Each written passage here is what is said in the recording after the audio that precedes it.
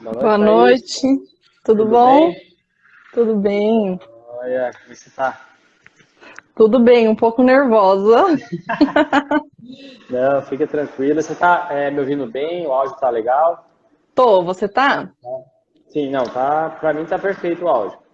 Tô ótimo. Ah, beleza. E aí, Thaís, como é que estão as coisas? Trabalho, estudo? Tudo Você continua na bem. pós, né? Eu comecei tô ainda na de tecnologia. Ah, Tô tá, lá, tô entendi. na metade já. Falta muito tempo pra terminar? Falta esse ano só, porque eu Ah, então comecei já falta meio pouco que tempo. junto com a outra, isso. Teve um tempo aí que eu fiquei fazendo as duas juntas. Então Aí praticamente falta toda só. semana estudando, né? Toda semana. Era 3 finais de semana, né? Porque a nossa era quinzenal. E aí, boa noite, pessoal que está entrando aí, obrigada. É, Então, a nossa era quinzenal e essa é mensal, né? Então, eu tinha um final de semana livre só no mês aí. Era 3 finais de semana estudando. Foram 4 anos em 2 anos praticamente, né? Foram, é. Mas valeu a pena, com certeza você vai ver que no final vai valer muito a pena. Ah, sim. Quando é assunto que a gente gosta, né, que a gente se interessa, fica menos maçante, né? Por isso que é importante a gente fazer aí escolher bem, né, o que que a gente vai estudar, o que a gente vai até ter de profissão também, né? Para depois não ficar um negócio maçante, né? Ter Não, com paixão pelo que certeza, faz. com certeza. E Thaís, para a gente começar, conta um pouco para o pessoal que está entrando, quem é você, como você se formou, quanto tempo, por que o concreto, por que essa paixão por tecnologia do concreto, de onde veio tudo isso? Bom, eu me formei, né, em engenharia civil em 2019. E assim que eu me formei, eu já comecei ali a pós de patologia nas obras civis, onde a gente se formou junto agora esse ano. E depois comecei a fazer a tecnologia do concreto. Bom, a paixão pelo concreto forma. Eu entrei na Supermix quando eu ainda estava nos 2 últimos anos da faculdade, então aí praticamente no meio da faculdade ali, eu entrei como estagiária. Eu fiquei 2 anos como estagiária lá e depois engenharia civil. Na verdade, a tecnologia do concreto é a única coisa que eu aprendi com mais foco, né? Se a gente for considerar que a engenharia civil é muito ampla, cada um tem um foco e tem que ter, né? Porque senão a gente acaba fazendo tudo meio meia boca, então acho que a gente tem que ter uma certa especialização ali. Se não for por pós-graduação, que seja por experiência, né? Por vivência. Então é difícil a gente saber tudo, não tem como. Eu acho que nem na área que a gente trabalha a gente não sabe tudo. Eu mesmo ainda na tecnologia do concreto tenho muita coisa para aprender. Então, tudo começou ali, né? Eu comecei como estagiária, acabei me apaixonando, né? Aí a gente vai aprendendo cada dia mais. Eu até brinquei no post lá do LinkedIn. Tem bastante gente de lá também que vai vir para cá, bastante gente de lá que comentou, curtiu.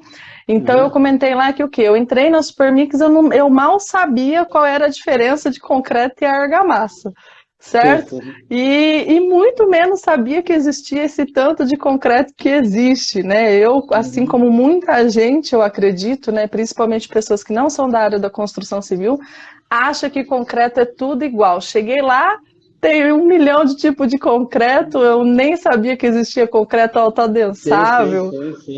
parede de concreto, não sabia, Sim. Que concreto mundo é com esse, né? não, concreto pigmentado. Eu falei, gente, concreto com impermeabilizante, concreto com fibra. Eu falei, meu Deus, vocês vão colocar a fibra. Sim, sim, sim, sim. Então, assim, foi tudo muito legal, muito dinâmico. E aí eu fui me apaixonando, fui me interessando bastante pela área. E hoje, não sei se eu viveria outra coisa na engenharia civil. Não consigo me imaginar fora desse foco que é a tecnologia do concreto e da argamassa, né? Que agora eu até brinquei também num post que eu fiz que a gente tem que começar a se acostumar, né? Que é a tecnologia Sim. do concreto e da argamassa agora, né? Que a gente está fazendo aí bastante, vários tipos, desenvolvendo, né? Vários tipos de argamassa, sempre inovando, né? Buscando sempre Sim, sim, sim. facilitar a construção civil.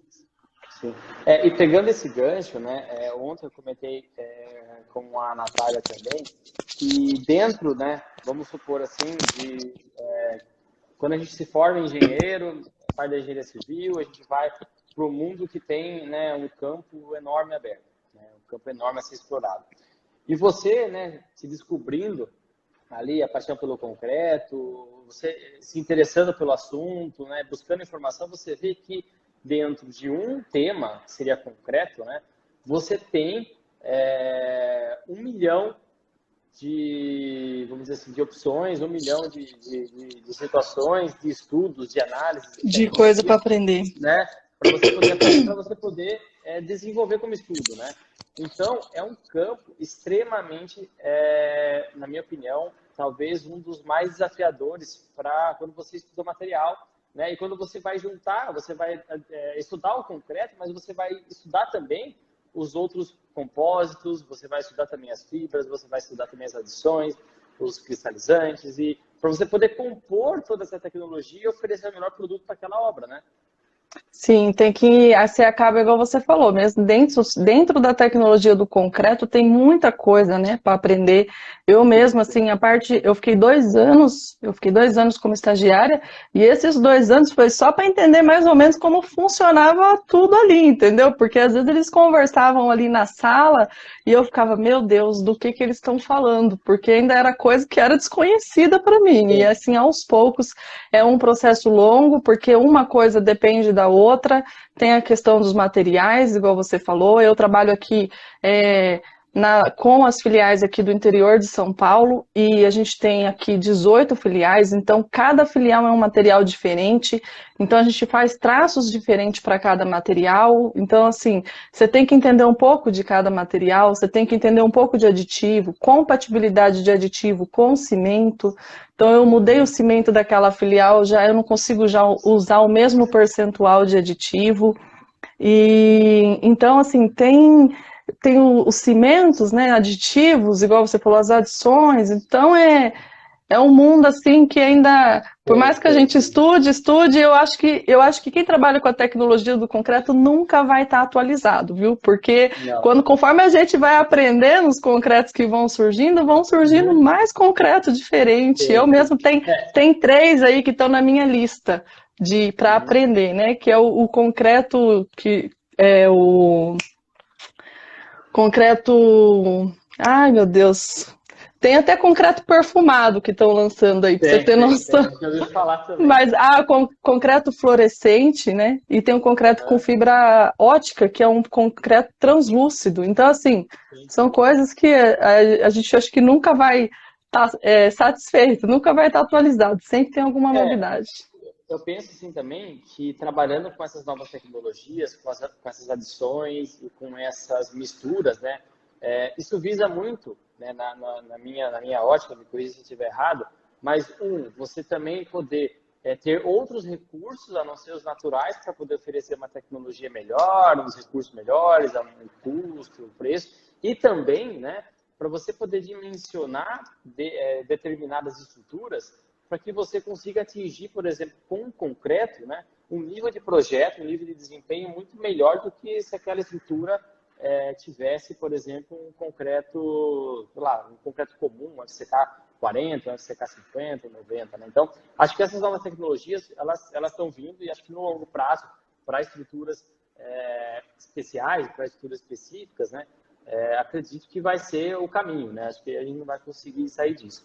E pegando esse gancho que você comentou da argamassa estabilizada, que é um dos, na minha opinião, talvez uma das melhores invenções que teve na parte de produtividade de engenharia, da parte de qualidade de revestimento, né? Explica um pouco para quem está nos assistindo o que é argamassa estabilizada, como que ela funciona e como que a construção civil vem caminhando, né, para aceitar essa tecnologia. Bom, a argamassa estabilizada, né? Embora a gente ache que ela é um produto novo, ela não é tão nova assim. Talvez as usinadas sejam novidade, né? Mas, bom, a argamassa dosada, a argamassa estabilizada, vamos começar pelo começo, né? Ela tem esse nome por conta dos aditivos estabilizadores, né? Então, assim, ela tem um aditivo que é um estabilizador que garante a plasticidade dela por maior tempo, né? Então, ela é comercializada aí com tempos de 24 horas, 36 horas e 72 horas. Então, certo. O que garante esse tempo, né, esse tempo de trabalhabilidade ali para o operário trabalhar com ela é o aditivo estabilizador. Então, por isso que acabou tendo esse nome argamassa estabilizada. Então, a gente tem ela para revestimento, então é a argamassa de revestimento estabilizada e tem a argamassa de assentamento estabilizada. Então, ela tem esse nome por causa do aditivo estabilizador. Então, e ela tem esses diferentes tempos de intervalo aí, para facilitar mesmo a questão de logística, né? Uma questão de produtividade, como você falou. A mais comum, né? A que é mais comercializada é a de 36 horas, né? Porque acaba aí contribuindo, é um meio termo, né? Não é nem 24, que é pouco, e também não é 72 horas, que é muito. E a gente tem que pensar o quê? A de 24 horas, se eu for contar aí que eu recebo ela no final da tarde, ela vai dormir na obra de um dia para o outro, e no outro dia eu tenho aí 12 horas para trabalhar com ela. A de 36 horas, ela acaba tendo esse tempo mais estendido, né? Então eu posso trabalhar com ela o dia inteiro e no outro dia o dia inteiro. Sim. Então ela acaba sendo mais comercializada por conta disso. A de 72 horas é a que é menos comercializada. Por quê? Ela só pode ser entregue numa sexta-feira, né? Visando o quê? Que ela vai ser entregue na sexta para ela ser utilizada na segunda-feira.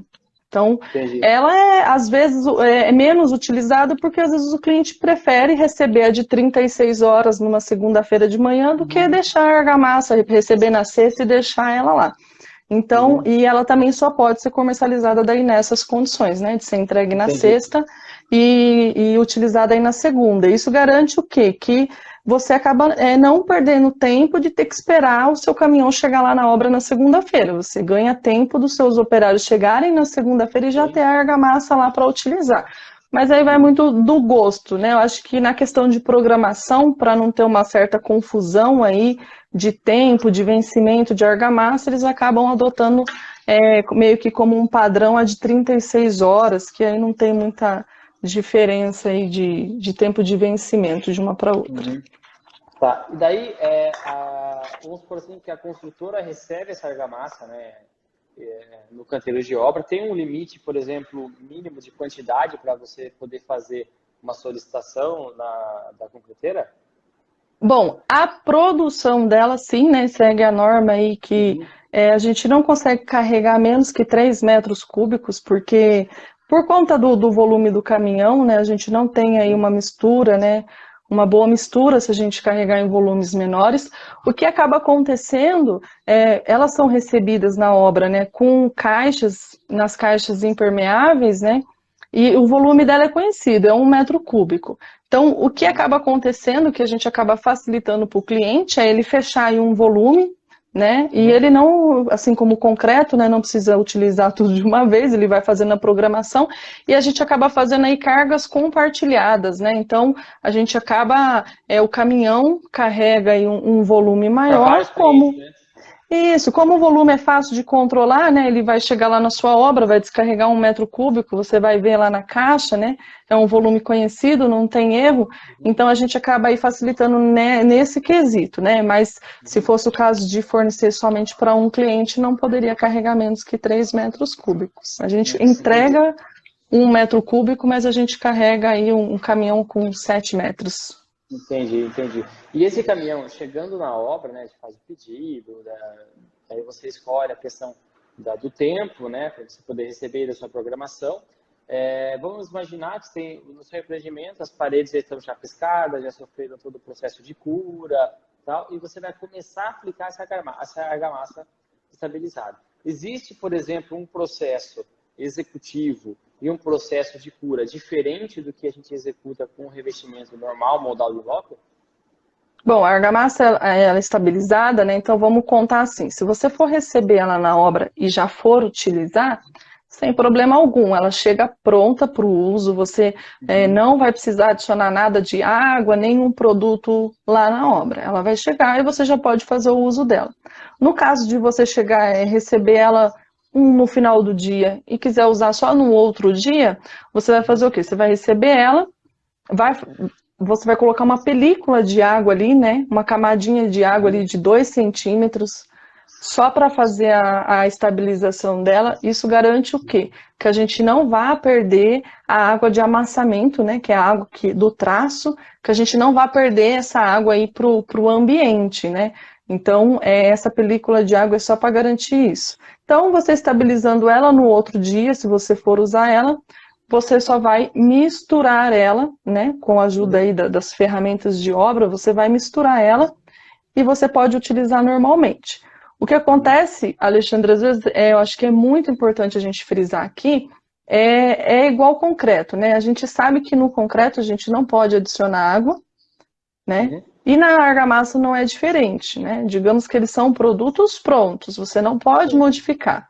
O que acaba acontecendo ainda, às vezes, uma confusão é na questão dessa película de água, né? Que quando a gente fala uma película de água, é só o suficiente para estabilizar. É um filme, 2 centímetros no máximo. É uma proteção. Essa água de proteção, se você for misturar ela no outro dia, sem problema algum, porque se a gente for considerar o volume de uma argamassa de 1 metro, uma caixa com 1 metro cúbico, com uma película ali de 2 centímetros, isso não vai influenciar em nada, né? Não vai prejudicar as propriedades dela. O que a gente vê em obra, às vezes, não no Brasil, porque aqui isso não acontece, só lá fora, né, que nem diz os professores, no Brasil isso não acontece, mas lá fora, vamos dizer assim, o que a gente vê é que às vezes as pessoas acabam misturando lá na hora que vai usar, pega uma pequena quantidade dessa caixa de 1 metro, coloca num outro recipiente, vai lá perto da parede que vai aplicar, pega um galãozinho de 5 litros, humilde de água, e coloca lá e acaba misturando, e aí sim a gente mudou aí as propriedades numa porção, né? A quantidade de água para a quantidade de argamassa acaba sendo desproporcional, e isso causa manifestações patológicas, tanto quanto causa no concreto a adição de água, né? Então, esse tipo de coisa não pode acontecer. E na questão da película de água, se o cliente vê que ela ultrapassou 2 centímetros ali de espessura, você simplesmente, no outro dia, você retira o excesso, não tem problema você estabilizar ela com mais. Só que aí, na hora de utilizar, você retira o excesso ali de água e faz a mistura e utiliza normalmente. Entendi. E o processo de cura dela, depois que você faz todo o processo executivo, toda a parte técnica ali da execução do revestimento, falando em revestimento argamassado, existe algum processo de cura específico para esse tipo de argamassa, ou a gente pode seguir procedimentos como, por exemplo, um revestimento argamassado feito em loco? Normal. Não tem cura mais eficiente que a nossa amada água, né? Que é tão ruim em alguns aspectos e tão boa nos outros, né? Assim como o concreto precisa de cura, a argamassa não é diferente. Infelizmente, a gente vê isso até no concreto, que é um produto aí conhecido há anos, então a gente vê que as pessoas não fazem, né? Eu acho um absurdo, né? Porque eu fico impressionada da gente ver que até hoje a gente tem problemas de fissuras, porque as pessoas não fazem aí a cura, né, do concreto, né? Até a gente, antes de fazer engenharia, aí a gente via nossos pais lá molhando a laje por 7 dias, não entendia nada por quê, mas eu sei que eles faziam. Aqui em casa foi feito, eu lembro. Sim, com certeza. E assim, todo esse controle tecnológico que é feito do cálculo do traço, com certeza é feito também toda a parte de análise, de testes e ensaios para você conseguir vender, né, o melhor produto na melhor qualidade que tem o melhor desempenho. Como que é feito também, e como que é garantido o controle tecnológico em campo, né? É feito os ensaios de arrancamento, você faz algum tipo de amostragem em loco para poder conferir com a questão do lote. É feito também esse controle tecnológico no canteiro de obra, né? Sim, é feito os dois tipos, né? Às vezes a insegurança de alguns engenheiros de não utilizar argamassa usinada é achar que às vezes não vai ter ali uma garantia das propriedades, uma garantia dos ensaios, né? E o que acontece? Quando a gente desenvolve essa argamassa em laboratório, a gente tem a norma, né, a 13281, que ela determina os requisitos que essa argamassa tem que atender. Então, são vários ensaios que a gente tem que fazer. Então, uma vez que eu desenvolvi ela no laboratório com os materiais daquela minha filial, eu vou pegar essa argamassa, vou enviar para um laboratório de terceiro e ele vai fazer todos esses ensaios aí que a gente chama de ensaios de caracterização da argamassa. Então, cada ensaio, cada norma tem lá os parâmetros que elas devem atender, né? E aí ele vai me falar, olha, sua argamassa está dentro desse parâmetro, ela tem tal resistência à compressão, eu anotei aqui, eu fiz uma colinha para não me perder, né? Então, a 13281, ela fala de resistência à compressão, densidade da massa aparente, resistência à tração na flexão, coeficiente de capilaridade, densidade da massa no estado fresco, retenção de água e resistência potencial à aderência. Então, todos esses ensaios são feitos. Uma vez que a gente fez e ele passou em todos esses ensaios, a gente tem essa argamassa validada. Eu posso cadastrar ela no sistema e ela pode ir para o cliente. O controle tecnológico, como é feito, isso é o desenvolvimento, né, tecnológico. Quando a gente vai para o controle de qualidade, em loco a gente faz o quê? A argamassa de revestimento, a gente faz um ensaio de arrancamento, né? Que é o principal ali, que ela tem que estar aderida ao chapisco ou ao substrato. A argamassa de assentamento, que é comprada normalmente já de acordo com a resistência do bloco ali, né? Determinada em projeto, a gente também faz a moldagem na obra, tudo isso a gente faz na obra. E faz os ensaios. A de revestimento, existe um substrato padrão, né? Uma placa de substrato padrão, que também é normatizado. A gente compra essa placa, tem a norma que ensina a moldar certinho, a gente vai na obra e pega lá a argamassa que foi entregue para o cliente, molda, e depois a gente entrega o laudo do resultado para ele. Isso aqui, né, onde eu trabalho, a gente faz isso tanto pela própria concreteira, e a gente também pega essa argamassa e envia para laboratórios terceiros, né, para a gente ter ali uma segunda avaliação. Sim. Então, a de revestimento. Né? Sim, contraprovas, né, e até para a gente verificar a questão de ensaios, execução de ensaio e tudo mais. Então, a de revestimento é a placa padrão. A de assentamento, a gente tem uma forminha, né, que a gente vai lá e molda na forminha, depois desmolda, é mais simples, né. Agora, só de revestimento que a gente precisa aí da placa de substrato padrão. Então, esses ensaios são feitos praticamente aí, a de assentamento está em 100% dos clientes, a de revestimento a gente também faz em grande proporção aí. E, então, aí a gente, de acordo com esses ensaios, a gente vai verificando ali a qualidade e o desempenho. Igualmente do concreto, né? Vai entregando, vai moldando, vai fazendo ensaio e a gente vai avaliando. Sim. E falando em produtividade, você tem mais ou menos, só para a gente poder ilustrar o quanto isso é eficiente, por exemplo, num canteiro de obras, né? Seja aí de médio ou grande porte, quanto que você tem de produtividade, seja na parte executiva e seja também na parte de custo? Bom, da parte produtiva tem estudos, né? Já foram feitos estudos sobre isso, e estudos chegaram aí numa faixa de 35% a mais de produtividade quando a gente entrega aí a argamassa estabilizada, né?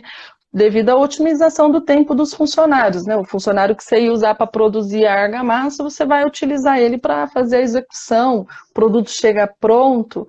Outra questão muito importante é a questão dos resíduos, né? Saco de cimento, aditivo, cal em obra, a otimização do tempo, igual a gente falou, e o controle de qualidade, né? Que a gente não, quando você faz em loco, o seu desvio é maior. Então, é difícil também você contabilizar a parte do custo, né? Quanto você gastou real ali, porque a quantidade, você não tem muito controle da quantidade que é produzida em loco. Então, em questão de produtividade, chega aí nessa faixa de 35% ou mais. Na parte de custo, a gente chega a 39%. A argamassa produzida em loco, ela é 39% mais cara se a gente for falar em metros quadrados, tá? Porque daí a gente não consegue mensurar o volume, né, que é produzido, mas por metro quadrado ela fica 39% mais cara em relação à argamassa estabilizada, né?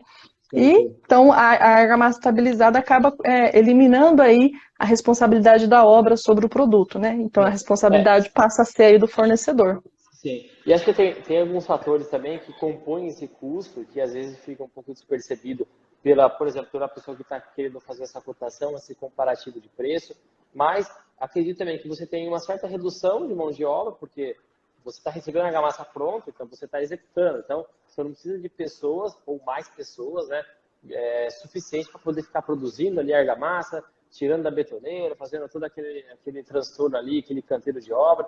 Redução do canteiro de obra também, porque você reduz aquela... Sim, espaço, você aumenta o seu espaço. E também armazenamento de material. Você imagina o quanto de areia você tem que ficar armazenando, o quanto de cimento e o controle, né, do material. E você sabe que, assim, choveu, o cimento não está armazenado da forma correta, você perde. Então, assim, você tem uma série também de fatores que compõem todo esse custo que às vezes passam despercebido. A pessoa acaba comparando metro quadrado por metro quadrado, mas ela não tem na conta também o quanto que isso vai gerar para ela de fluxo de trabalho ali dentro, né?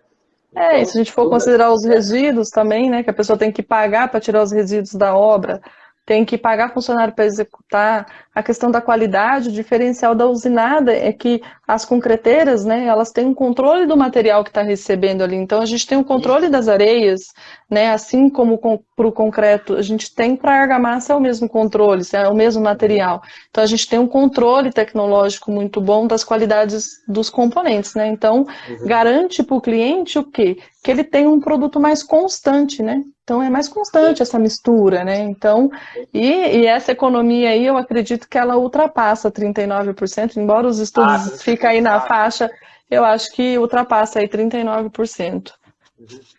Eu acho que assim, a construção civil, eu passo nessa técnica com bastante gente que eu converso, com pessoas que a gente encontra aí diariamente, ela vai, acho que assim, não tem outro caminho a não ser industrialização. Então, ela está passando por um certo período de aceitação dessa industrialização, sabe? As pessoas estão acreditando cada vez mais nos estudos, acreditando cada vez mais nos produtos, né? Então, esse processo de industrialização da construção civil, ele só está trazendo benefício, né? Vindo para o lado, o concreto já é um fator de industrialização, né? Muito tempo atrás, agora a argamassa de investimento, a argamassa de assentamento. Então, esse processo de industrialização, você tem um controle tecnológico muito melhor, como você comentou. Você sabe o que você está colocando de areia ali, você sabe de onde está vindo esse material, qual que é a procedência dele, como que foi feita a extração. Então, o controle é muito melhor. Então, a qualidade também ela é muito melhor, né? Existe uma rastreabilidade, né? Você consegue ali, não que nenhuma empresa está livre de problemas, né? Mas quando você compra um produto industrializado, você tem como rastrear, né? Rastrear o lote, rastrear a sua nota fiscal, fazer mapeamento de obra. Então você consegue aí, eu acho que é uma segurança para quem está comprando e também eu acho que é uma segurança para depois, para quem vai fazer a utilização, né? Dessas residências, desses edifícios, porque você tem uma maior qualidade. É igual eu falo, não tem muita variação, né? Então eu acho que em questão de qualidade, a industrialização é qualidade e produtividade, né? A gente vê aí obras sendo construídas aí muito rápido, né? Então a gente tem isso ajuda muito, né? Ó, tem uma pergunta aqui do David Teles, ele perguntando se você encontra muita resistência por parte dos clientes, né, na questão sobre a argamassa, daí não sei se é assentamento ou revestimento, mas vamos imaginar a argamassa no geral, né? Eu acho que é muito, não sei se você pode me responder melhor, mas acho que a aceitação está sendo cada vez maior, né? A aceitação está cada vez maior, né? A gente vem aí num nível de crescimento de volume de vendas, né? Embora eu não seja da parte comercial, eu sou da parte técnica, né? Mas a gente vê na questão do volume, né? O volume que é produzido hoje já é bem maior do que o do ano passado, e assim a gente vai indo nessa crescente. Eu acho que a tendência é só aumentar, não tem jeito, porque a gente não pode voltar para trás. Eu acho que boas práticas devem ser mantidas, né? que nem eu acredito muito aí no chapisco, tem alguns consultores que defendem aplicar sem chapisco, eu ainda sou a favor do chapisco, eu acho que é a ponte de aderência, mas assim como a gente tem controle, tem que ter controle do bloco, tem que ter controle do chapisco, tem que ter o controle da argamassa. Então, eu acho que as boas práticas devem ser mantidas, o chapisco, a cura, mas os produtos, eles estão aí para facilitar, né, a engenharia. A ideia é essa, facilitar e melhorar a qualidade. Eu acho que não tem muita resistência. Às vezes a gente encontra mais resistência em pequenas obras, por falta mesmo de conhecimento. Né? Mas grandes obras eu acho que já estão mais se atualizando aí, porque grandes obras é questão de produtividade, né? Aí a economia, isso no orçamento de uma obra grande, a gente está falando aí em cerca de se você for falar na conclusão de uma obra aí, está falando de cerca até de milhões, se você for pensar, dependendo do porte da obra. Então.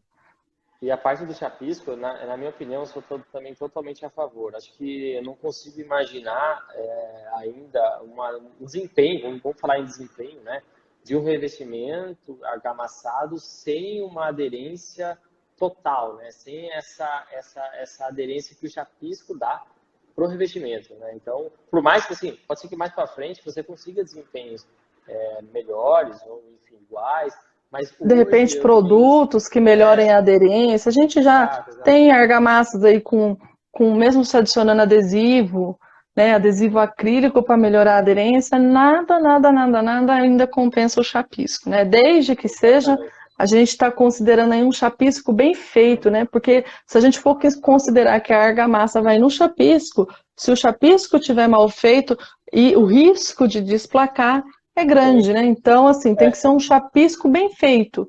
Mas sendo um chapisco bem feito, eu acho que tem que manter, sim. E a cura, né? A cura, muitas pessoas acham que não precisa fazer na argamassa, mas, gente, precisa. Não, quase ninguém, para falar a verdade. E, assim, você tem um aumento aí no desempenho que você não zera, assim, praticamente você zera a possibilidade de problemas aí quando você faz a cura. Exatamente. E falando sobre manifestações patológicas e tal, né? Então até tem uma pergunta aqui sobre na usina o carregamento é feito separado do ponto de carga que carrega os traços de concreto? Não tem necessidade de ser separado, é no mesmo ponto de carga, né, os materiais. O que a gente faz de diferente é as betoneiras, né? A gente tem betoneira exclusiva para argamassa, a gente não mistura. A betoneira que carrega a argamassa, ela só carrega a argamassa. Mas o ponto de carga pode ser carregado em qualquer um, isso daí é indiferente. Isso. E falando um pouco sobre manifestações patológicas, sobre aderência, sobre chapisco, eu queria entrar num assunto também que eu acho bem legal, que eu gosto bastante e que a gente vem estudando, que é agora a parte da tecnologia do concreto em si, né?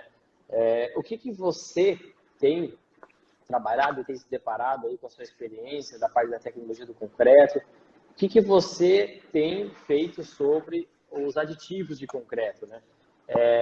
Eu sei que muitas empresas que vendem aditivos, vendem para concreteiras, elas vendem um produto delas, elas querem que você compre o produto, né? Mas muitas vezes elas acabam vendendo soluções assim que são, né? Você não precisa fazer mais nada, se você colocar meu aditivo ali, ele vai resolver sua vida. Não é bem assim, né? Como que você tem trabalhado com isso? O que você acha sobre esses aditivos de concreto? Bom, os aditivos de concreto, o que acontece? Aqui, a gente, embora tenha muitos tipos de aditivo diferente, né? Depois que você começa, você está um tempo já trabalhando com isso, você vê que praticamente é tudo igual, sabe? A gente vê aí no mercado muita diferença, o que muda às vezes, questão de quantidade de matéria-prima um pouco mais cara, um pouco mais, né, aprimorado, que faz encarecer o aditivo aí. Mas em questão de tecnologia, se a gente for considerar os concretos que a gente mais usa, né? Concreto de traço de parede, concreto para piso, acabado, o autoadensável para outros tipos de peça que não seja parede. Então, assim, no geral, não tem muita novidade. Os concretos existem agora, né? Estão falando aí de concretos de alta resistência, com baixíssimo consumo de cimento. Quando a gente está precisando aí mais de uma resistência, a gente busca mais resistência e não tem necessidade de ter um consumo alto, né? Então ele vai te garantir a resistência, o FCK alto, com baixo consumo de cimento. Então a gente está começando a desenvolver isso, a gente vai conseguir desenvolver traços com AC02, com consumos de cimento baixo, que vão garantir a resistência, né? Sim, de novidade seria isso, mas no comum a gente usa muito, né, nos concretos de linha, que a gente chama, que é os concretos convencionais. A gente usa os aditivos polifuncionais, que são plastificante e retardadores, né? Então esse é o aditivo de linha que ajuda a gente a reduzir a água, né? Para a gente não trabalhar, para a gente trabalhar com o mesmo AC, só que com baixo consumo, um consumo menor do que se eu fosse fazer só na água, né? Um concreteiro não consegue, vai à falência se ela fizer só com não colocar aditivo. Vai muita água, muito cimento. Então, para a gente ter um AC legal aí, os aditivos entram nessa parte de redução de água aí. O super plastificante, né? Esse seria o plastificante que o pessoal chama. Aí a gente teria aí o super plastificante, que na verdade é o plastificante um pouco mais potente. Então o que ele me permite? Ele me permite slumps maiores, flows maiores, também com baixa água. Então o superplastificante entra normalmente quando o cliente faz uma restrição de água. Se ele falar para mim, olha, eu quero um concreto com 1,65 de água. Aí a gente entra aí com o superplastificante, que o pessoal também conhece às vezes por mid-ranges, e aí ele ajuda a gente a conseguir o slump com um baixo consumo de água. E aí a gente vê também, igual eu falo, parece diferente, mas é tudo igual. A gente vê hiperplastificante e na verdade é só a quantidade de matéria-prima mais rara ali que vai... É só a potência, digamos assim, só vai potencializar ele, entendeu? Mas a função é a mesma.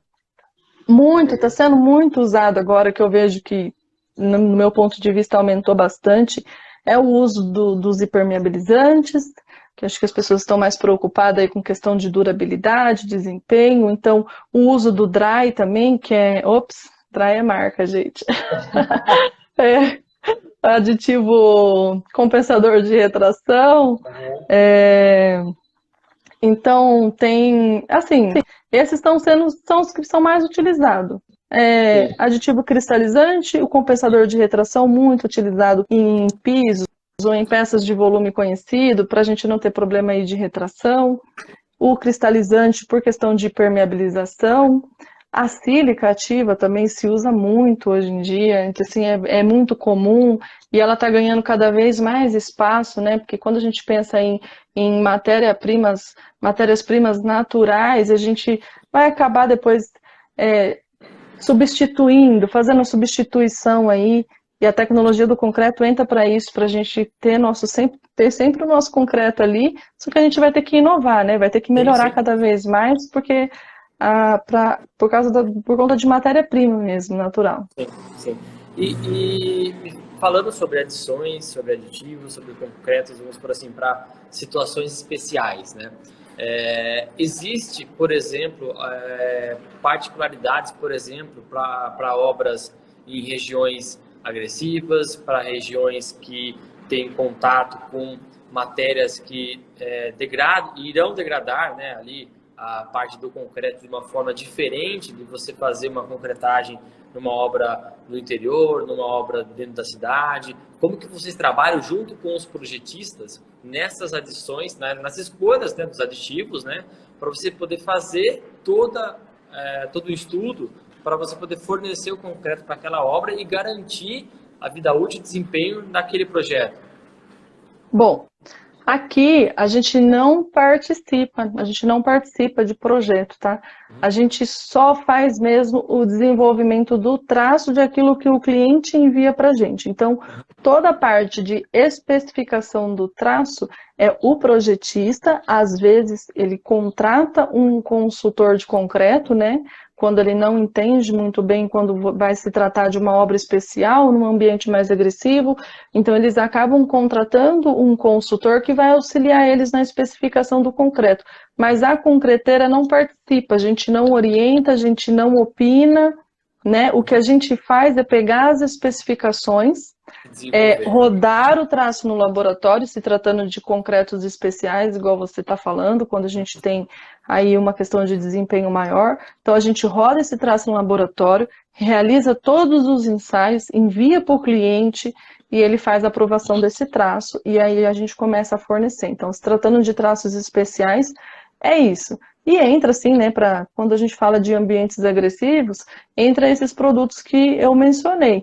A sílica ativa é muito utilizada, né, por conta de ela melhorar muito, diminuir a quantidade de poros, então ela aumenta a resistência física, ali, inibindo, né, penetração de agentes agressivos.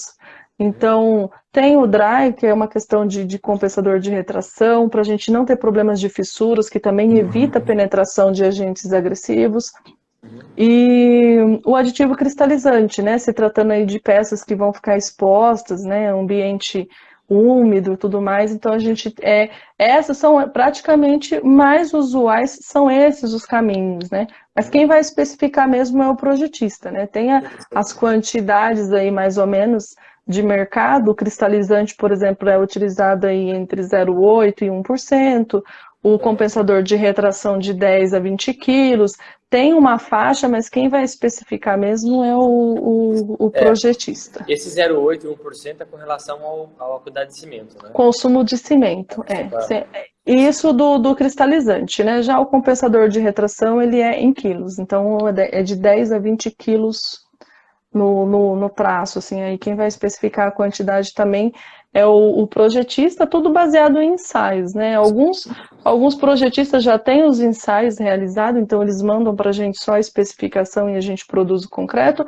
outros querem fazer o desenvolvimento com a gente, então eles vêm, rodam o traço, a gente faz os ensaios, eles acompanham e aí eles analisam e aprovam o traço e a gente ajusta.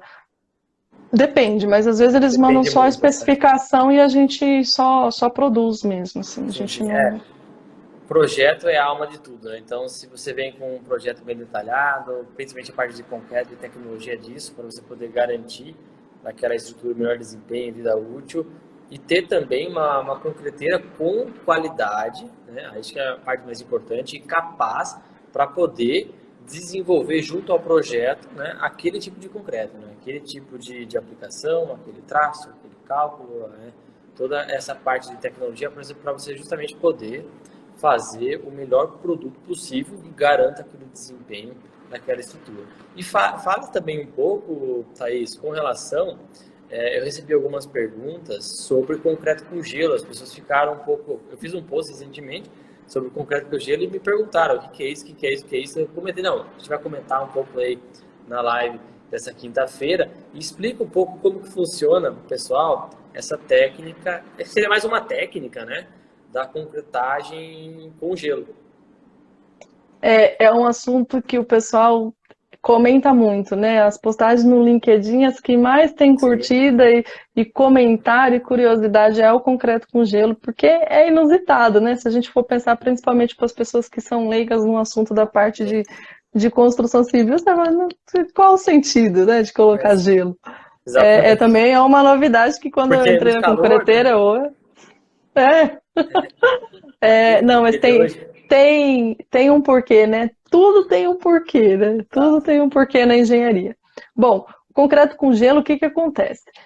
Normalmente, o concreto, eles são muito utilizados em peças de grandes volumes, né?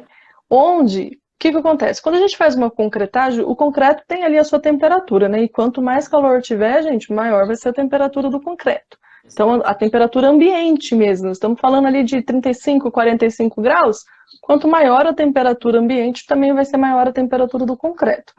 Então, o que acontece? O concreto, ele tem reações, né? Então, assim, quando a gente concreta lá, vamos supor que a gente está concretando uma caixa. Uma caixa. O que acontece? Que no caso seria um bloco. Vamos supor um grande bloco. A gente fez a concretagem de um grande bloco aqui em Sorocaba. Era um bloco, gente, de volumes assim que... Eu nem lembro qual era o volume lá, mas foram 1.600 metros cúbicos de concreto.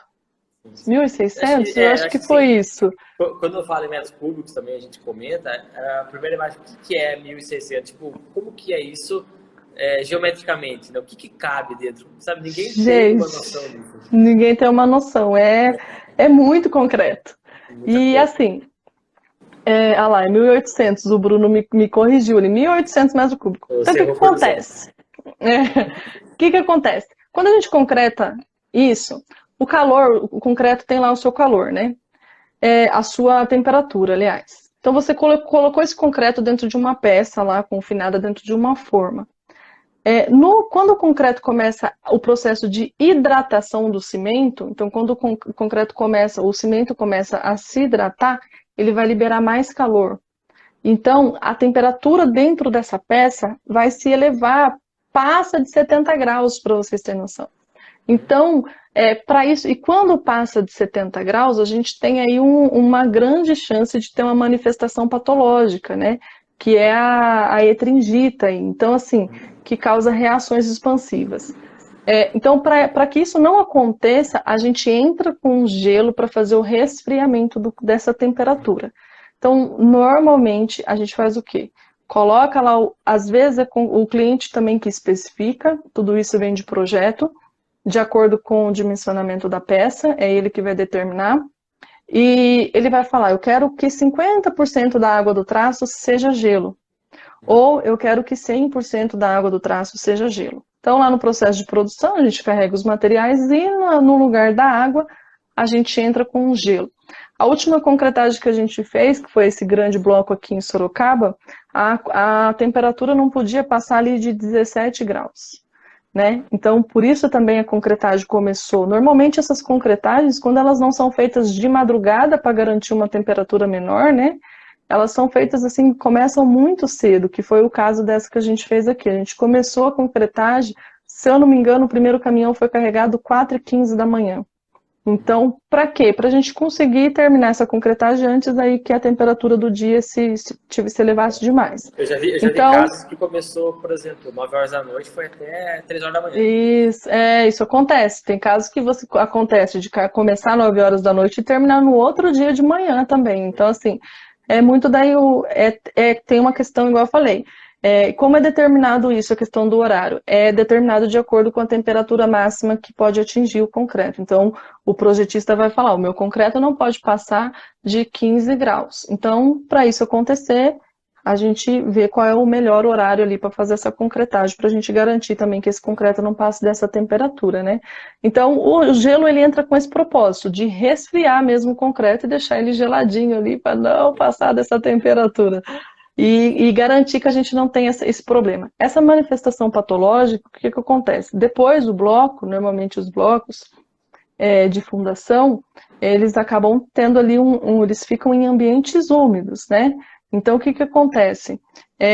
Se a gente passar dessa temperatura, essa água vai adentrar, né, com o tempo, acaba tendo contato ali com o concreto e começa a liberar ali um gel expansivo, né? Essa água entra no concreto, se mistura com os componentes, né? Acontece uma reação química que começa a virar um gel dentro do concreto. E esse gel, o que ele vai fazer? Ele vai fazer expandir, ele vai querer expandir lá dentro do concreto. E com essa força que ele faz lá dentro, ele acaba fissurando. Então, você acaba vendo ali um bloco todo fissurado. Então, por isso que é importante a gente fazer o controle aí da temperatura nesses casos, né? Porque depois, para você poder fazer um processo de recuperação num bloco desse volume, por exemplo, esse é um bloco enorme, né?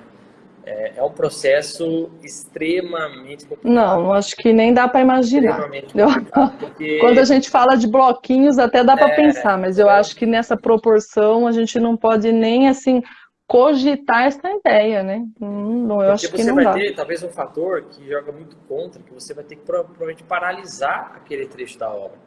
Porque você vai ter que fazer ensaios, você vai ter que esperar que o concreto chegue na sua resistência, você vai ter que fazer extração de testemunho para verificar a profundidade das fissuras e aí você poder determinar o que você vai fazer naquele bloco. Então, é um caos total, desde... É complicado. É por isso que essas partes, assim, essas etapas da obra, né, eu sempre falo, o concreto, quando ele tem que ser especial, ele tem que ser especial, a gente não pode querer economizar nessas horas, né? em peças assim que são de grandes responsabilidades, né? Não tem como você economizar. Quando você tem que fazer um concreto especial, faça o seu concreto especial. Não dá para ir pelo mais barato, não dá. Tem que ser o que garante o melhor desempenho mesmo. Eu não consigo nem imaginar, né? A gente fez a pós de patologia, eu acho que quando a gente fala de um bloco pequeno, a gente consegue lá fazer o cintamento, né? Fazer, mas quando você fala de um bloco desse tamanho, não consigo nem imaginar como seria, né? Porque é um problema grande. Então, tem casos já, tem um caso também que a gente fez até com nitrogênio no lugar do gelo, porque a temperatura era abaixo de zero, era bem legal, assim, então dá para entrar com nitrogênio no concreto para garantir temperaturas abaixo de zero. Então, exatamente. Então, assim, não dá para economizar, né? São obras raras, né? O bloco de fundação com gelo não é raro, é muito comum. Sim, não, talvez pouco divulgado, né? Talvez pouco divulgado, mas é muito comum. Concreto com gelo para gente que está no dia a dia aqui. É comum de se fazer. E não é só bloco, não, viu? Tem outras peças. Tem cliente que pede em outras peças, até peças de volumes bem menores, mas o cliente está mais preocupado com essa questão aí de não ter problema mesmo, principalmente peças que vão ficar em ambientes úmidos, tem uma certa preocupação de não ter essa manifestação patológica, a etringita, então não é só grandes peças, né, blocos, o gelo ele vai depender muito aí do projetista, da preocupação, do desempenho e tudo mais. E aí a gente parte do princípio que você falou, vai depender muito da construtora, do projetista, do controle orçamentário daquela empresa, o que eles estão querendo com aquele produto, com aquele elemento, se eles realmente têm um carinho por isso, se eles querem realmente o melhor, ou se eles querem concretar, acabou a obra, e tchau, e não venha mais falar comigo, entendeu?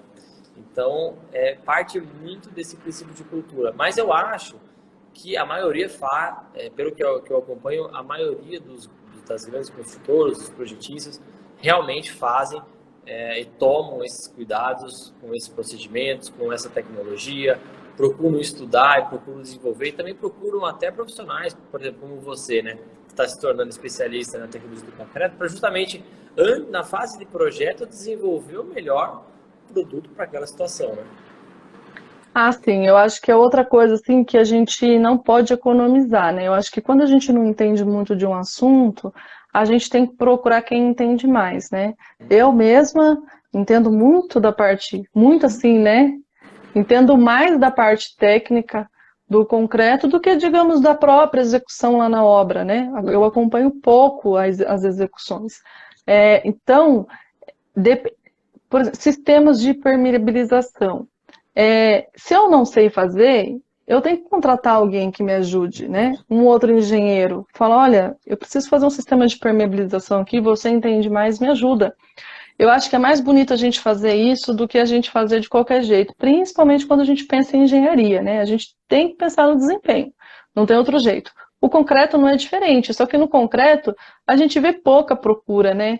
Principalmente quando a gente fala de engenheiros que trabalham aí por conta, digamos assim, né? Os engenheiros que trabalham por conta, que não são de grandes construtoras, e eles fazem muitas grandes obras, residências, né? Então a gente vê engenheiros fazendo residências e eles acabam economizando um pouco ali na especificação do concreto. Vai muito só pelo que a NBR 6118 fala, o que é muito vago quando a gente vai falar de desempenho, né? Pouco, né? Pouquíssimo, na 6118 não prevê esses aditivos especiais, não prevê, sabe? É diferente, não tem uma tecnologia do concreto avançada ali, né? Então, eu acho que sim, a gente tem que começar a pensar mais, partir mais para esse lado de consultoria, de pedir ajuda quando a gente não entende muito de um assunto. Eu acho que a gente economiza um pouco aí, e aí depois a conta vem, né? Porque manifestações patológicas, elas acontecem, a gente vê o tempo todo acontecendo, né? A gente tem muitas obras aí. Esse mundo, na verdade. Sim, e a gente vê, se a gente vê até em edifícios grandes, de grandes construtoras, em obras pequenas, que a gente chama, pequenas não, né? Porque tem, igual eu falei, residências de grande porte, se você economizar no concreto, a chance de você ter problema é grande também, porque a residência, né, ela não é um edifício, mas as residências de grande porte, elas contam aí com uma estrutura bem robusta, digamos assim, E eu acho que precisa, assim, ou estudar mais, digamos assim, ou estudar um pouco mais.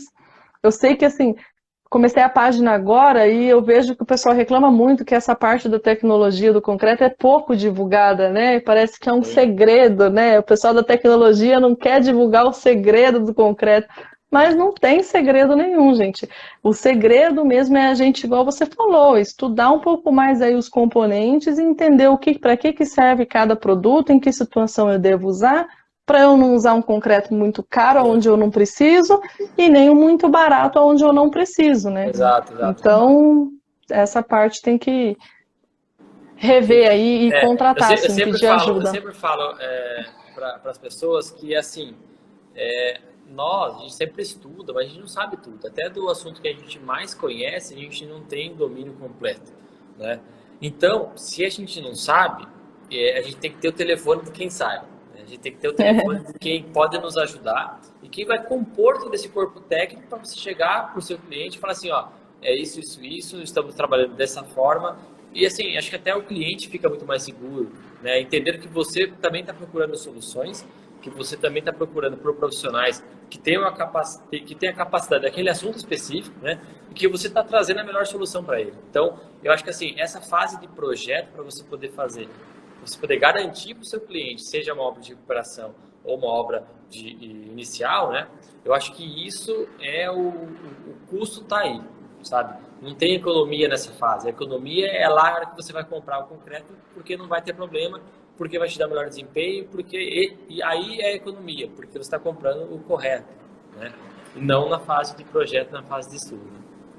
Ah, sim, a tecnologia do concreto, se você for colocar no papel o tanto que você economiza comprando o concreto certo, é também, assim, coisas absurdas, porque a Exato, gente, exato. às vezes, na convivência aqui no dia a dia, a gente vê umas especificações que a gente fala, mas será que precisa de tudo Será que isso? tá? Ou Exatamente. será que você não precisava colocar um aditivo aqui um pouco Exato. mais? Será que você não precisava de uma sílica aqui para ajudar aí, né? Então, assim, só que a gente, igual eu falei, a gente não se envolve, sabe? A gente faz. Em alguns casos muito raros, a gente pergunta para o cliente, mas né, nessa peça, nesse traço, não vai tal coisa? Se o cliente falar não, Paciência. a gente não se envolve aí no projeto. Mas a economia igual a gente falou, saber especificar o concreto você economiza muito. Economiza mesmo. Thaís, um minuto praticamente para a gente finalizar, antes que o Insta nos derrube, né? Quero agradecer por você ter participado, pelo conteúdo divulgado, por tudo que você vem estudando. Acho que isso é uma forma de compartilhar conhecimento e acho que é dessa forma que a gente tem que fazer e tentar colocar um pouco de cultura, né, nessa fase. Acho que é importante e falar com as pessoas que são especialistas no assunto. Então, obrigado, agradeço aí do seu tempo para a gente poder ter esse bate-papo. Acho que foi sensacional, acho que muita gente Eu que gostou também. agradeço. Muito obrigado, viu? Eu que agradeço o convite e sempre que precisar vamos bater um papo aí. Eu acho legal, igual a gente falou, é uma troca, né? Toda vez que a gente conversa sobre algo que a gente Sim, sim. trabalha, a gente acaba aprendendo alguma coisa. Eu agradeço Eu também. acho que é muito gratificante você poder falar de algo que você estuda, que você vê o dia a dia. É um negócio sensacional. Né? É verdade. Saber que isso ajuda um pouquinho alguém aí que está Com ouvindo, né? certeza, com certeza. Muito legal. Mas beleza, obrigado, boa noite Obrigada a você, e a obrigada a gente vai todo se falando aí. mundo. Obrigado pessoal que compareceu, que ficou até o fim, agradeço aí todo mundo e, bom, até logo, até as próximas, né? Até as próximas. Tchau, tchau. Tchau.